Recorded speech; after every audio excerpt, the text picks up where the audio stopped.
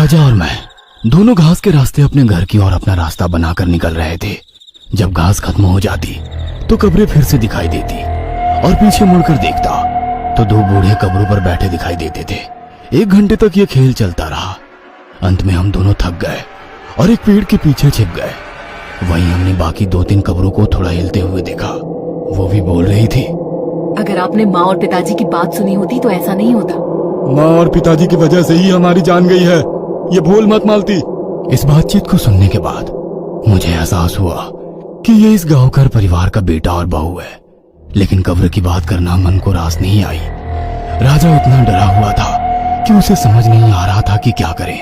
वह कानों में उंगलियां डालकर बैठा और कहा, मुझे कुछ सुनना नहीं है। दादा भूत हर जगह है और हम वही कर रहे हैं। इस शमशान से निकलने के लिए कुछ तो करो। हम अजीब चक्र में फंस गए हैं। इसे छलावा कहते हैं। इस समय को बीत जाने दो, फिर मौका मिलते ही हम यहाँ से निकलेंगे।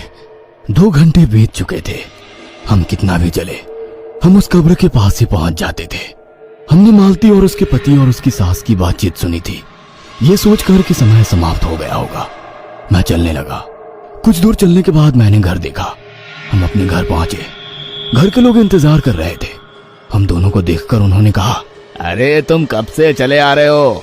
ट्रक आकर चला भी गया। राजा ने बाबा को गले लगाया और कहा, बाबा, हम दोनों बाल बाल बच गए। हम दूर शौच को चले गए थे, वहाँ बहुत सारी कब्रें हैं।